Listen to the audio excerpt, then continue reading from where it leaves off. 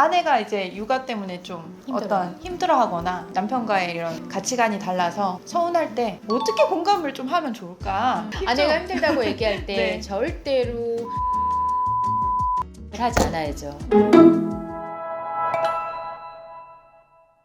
어떠한 이슈가 생기잖아요. 아이들이 뭐 이랬을 때 내가 훈육을 해야 되는가, 아니면은 남편이 그 역할을 하게 해야 되는가, 아니면 어떤 기준을 가지고 어디서 어디까지 아빠의 역할을 주고 어디서 어디까지 엄마 역할을 해야 되는가. 사실 그런 거에도 되게 막연해가지고요. 그럴 수 있죠. 결혼에서도 엄마 역할과 아빠 역할이라는 것을 규정 짓는 것 자체가 저는 좀 오히려 갈등을 더 일으키지 않을까. 그래서 오히려 부모 역할이라고 이렇게 뭉뚱그려 놓으면 어떨까 싶어요. 누가 훈육을 해야 되나, 아니면 내가 어떤 역할을 해야 되나, 이런 것들은 상황마다 좀 다를 수가 있고, 예를 들면 아이와 나와의 관계에서 이슈가 있다고 한다면 제가 훈육을 하는 게 낫고, 네네. 아빠와의 관계에서 이슈가 있거나 갈등이 있으면 아빠가 훈육하는 게 낫죠. 아빠는 되게 무서운 사람이고 엄마는 한없이 자유로운 사람이거나, 네네. 아니면 완전히 반대로 엄마는 무서운 사람이고 아빠는 자유로운 사람, 모든 걸 받아주면 나중에는 아이가 어디에다 춤을 춰야 되는지 모르겠고, 그리고 아이가 어떤 상황에서 이쪽으로 해야 되는지, 어떤 편을 들어야 되는지 모를 수 있고요. 그러다가 결국은 한 사람을 선택하게 돼요, 아이가. 자기가 편한 쪽으로. 네, 맞아요. 그래서 우리의 역할은 아이가 올바른 성인으로 클 수 있도록 지원하는 사람이거든요. 네네. 그래서 부모는 그 지원에 기반해서 모든 것들이 하나하나씩 해결돼 나간다고 생각하고, 거기에서 계속 그 아이들을 믿어주고 지원해준다고 생각해요. 거기서부터 시작하면 좋지 않을까라는 생각을 합니다. 저희 남편은 조금은 기준이 좀 명확한 편이고 저는 좀 자유로운 편이거든요. 그래서 똑같은 상황에서 아이들이 막 이렇게 장난치면은 아빠는 그러지 마 이렇게 하는 편이 강하고, 저는 이 정도는 좀 풀어줘도 될 것 같은데 이렇게 생각의 차이가 충돌하는 경우가 있어요. 그럴 때 제가 우선 물러나야 되는 건지 아니면은 저도 적극적으로 개입해야 되는 건지 그게 헷갈릴 때가 있거든요. 남편은 남편대로 성장을 했을 거고, 네. 산타맘은 산타맘대로 배경에서 성장을 했기 때문에 그게 동일하다라는 건 말이 안 되는 얘기죠. 만약에 같은 생각이다라고 한다면 한 사람은 조금 손해를 보고 있을 수도 있어요. 그래서 다른 건 정말 당연하다를 먼저 받아들이고, 다르다라고 한다면 우리가 틀린 게 아니니까 네. 서로 이야기해서 맞출 수 있는 기회가 있는 거죠. 산타맘은 허용하는 편인데 아빠는 좀 규정이 있는 편이고 규율이 있다라고 한다면, 어떨 때 규율이 필요하고 어떨 때 허용해야 되는지에 대해서 대화할 수 있는 기회가 있는 거죠. 너무 좋은 기회죠. 그래서 제 생각에는 산타맘의 생각을 남편에게 말하고, 남편분은 산타맘에게 그럼에도 불구하고 우리 아이들은 이런 훈육은 여기까지는 지켜줬으면 좋겠어 라고 말하는 것들을 스스로 말하면서도 정립할 수 있을 거예요. 본인들이 말을 하지 않으면요, 내 생각에 정리가 잘 안 돼요. 내가 그런 규율이라든가 그런 제도라든가 이런 것들에 대해서 중요하게 생각했던 사람이구나 라는 것을 남과 대화하면서 얻을 수 있거든요. 그렇기 때문에 우리 아이를 어떤 식으로 훈육할 것인가, 어떤 식으로 육아하고 교육할 것인가에 대해서 대화하는 것이 필요하죠. 그래요, 맞아요. 처음에는 아이를 육아하는 데에 대한 관점에서 처음에 시작했다가 그 상황에서 시작했다가 나중에는 부부간의 충돌로 되는 경우도 좀 있어요. 네, 나는 이렇고 당신은 이런 것 같아가 아니라 나는 이렇다라는 것만 어필하면 되죠. 왜냐하면 당신이 이런 것 같아는 내 생각인 거고요. 예를 들면 질문하면 좋겠죠. 방을 치우는 것에 대해서 저는 그냥 허용하는 편인데 남편은 그거에 대해서 뭔가 지적을 한다면 저는 물어볼 것 같아요. 왜 아이가 이렇게 깨끗해야 하기를 바래? 왜 정리정돈이 되는 것이 당신한테 왜 중요해? 만약에 남편이 그 부분에 대해서, 저는 막 진지하게 말하는데 남편은 당연히 그런 거 아니야 뭐 이럴 수 있거든요. 대부분 그래요. 보고 있나? 아주 진지하고 정말 따뜻한 눈빛으로 얘기해 주세요. 말을 해야 알아. 말을 해야 알아. 저 오늘 가서 실천해야겠습니다. 말을 해야 알죠. 네. 그렇게 말할 때마다 말을 해야지 그럼 당연히. 난 그게 너무 궁금한데 나는 이 정도까지만 정리가 되면 괜찮을 것 같은데 당신 더 깨끗하길 바래? 그럼 만약에 그렇다고 하면 누가 했으면 좋겠어? 그러면 남편이 그랬을 것 같아요. 오히려 나는 이거를 당신이 한다기보다는 아이들이 잘 정리하고 그리고 또 그것이 하나의 습관이 됐으면 좋겠다라고 만약에 말한다면 너무너무 칭찬해줘야죠.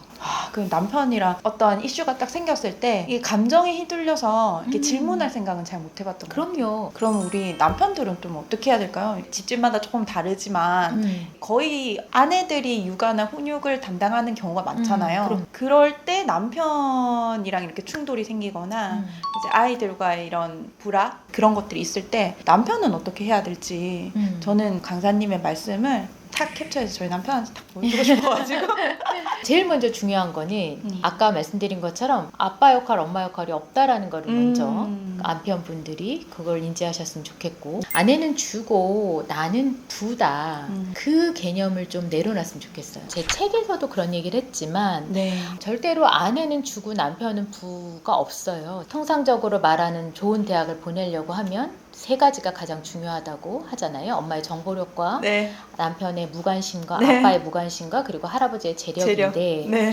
제가 늘 생각하는 건 그거예요. 엄마가 무슨 국정원 직원도 아니고 정보력이 어떻게 있을 거며 네. 가지고 있는 그 정보라고 한다는 것이 얼마나 효과적이거나 신뢰성이 있을까? 그냥 엄마들 사이에서 떠도는 그 정보일 텐데 그리고 두 번째는 아빠의 무관심이거든요. 네. 그거는 엄마 스스로도 아빠를 소외시키기 위한 합리화일 수도 있고 아빠 스스로도 이 육아와 학업과 거기에 대해서 책임을 지고 싶지 않은 것에 대한 합리화일 수도 있어요. 왜 아빠가 무관심해야 되나요? 맞아요. 아빠가 훨씬 더 많은 정보를 가질 수 있고 네. 아내와 그것을 계속 대화하면서 아이들을 성장하는 데 있어서 지원하고 지지해야 되거든요. 주양육자와 부양육자가 없고 서로 함께하는 파트너십을 가져야 되고 사실 센터님 결혼하신 지 얼마 됐는지 모르겠지만 저는 23년 됐거든요. 저 10년 차예요. 네. 근데 3년 이상 지나면요. 네. 사실 막 너무 따뜻하고 너무 뜨거운 사랑으로 살 수가 없거든요. 아시죠? 네. 전 동지애라고 생각해요. 육아 동지. 네. 육아 동지요. 네. 그리고 우리 아이들을 잘 키워가겠다라고 하는 어떤 파트너십. 그리고 나중에 우리 아이들이 성인이 돼서 나가서 스스로 살 때 우리 둘이 정말 나중에 한 50년 같이 살 거 아니에요? 네. 정말 재밌고 행복하게 살겠다라는 어떤 의지. 네. 그런 동지애가 있어야 된다고 생각하거든요. 그런데 주와 부가 어디 있겠어요? 아이가 어렸을 때부터 계속 엄마와 아빠가 계속 함께 파트너십을 가져가는 것을 아이에게 보여준다면 네. 아이들이 고정관념들이 조금씩 사라지지 않을까. 그게 왜 중요하냐면 요즘 아이들이 저희 아이도 그렇지만 결혼 안 하려고 하거든요. 그런 상황이 계속되는 건 아무래도 가족 내에서 집안 내에서 엄마와 아빠가 내가 어떤 역할을 해야 되겠다 이건 내 거고 이건 내 거고에 계속 갇혀있기 때문이라고 생각해요. 저는 부모가 한 사람이 무섭고 한 사람이 따뜻한 게 아니라 그냥 무서울 때는 단호할 땐 다 같이 단호하고요. 따뜻할 땐 전 다 같이 따뜻해야 된다고 생각해요. 단호할 때 아빠가 막 단호하게 하는데 엄마가 그걸 감싸 안으면요. 우쭈쭈 이러면. 네, 부작용이죠. 그 반대로도 마찬가지. 사실 아이들을 훈육하는 데 있어서 가장 중요한 건 단호함이죠. 엄마 아빠가 흔들림 없이 아이를 단호하게 훈육하는 게 필요합니다. 그렇게 하기 위해서는 아버님들이 배우셔야 돼요. 아버님들 학습하셔야 됩니다. 학습하셔야 돼요. 네네. 그럼 학습 포인트. 아내가 이제 육아 때문에 좀 어떤 힘들어하거나 남편과의 이런 가치관이 달라서 서운할 때 어떻게 공감을 좀 하면 좋을까? 아내가 힘들다고 얘기할 때 네. 절대로 해결하는 답변을 하지 않아야죠. 이렇게 했어야지. 뭐 이런 거. 아내분이 아마 그 얘기를 하는 단 한 가지 이유는 네. 그랬구나 너무 힘들었지. 그랬구나 힘들었지. 맞아요. 당신이니까 이렇게 할 수 있는 거야. 작가님 말씀 딱 듣고 딱 그 남편이 그 얘기를 저한테 해줬다면 내가 이렇게까지 하는 일은 아닌데 이렇게 될 것 같아요. 그럼요. 오히려 답을 주면요. 네. 답을 이미 본인은 갖고 있거든요.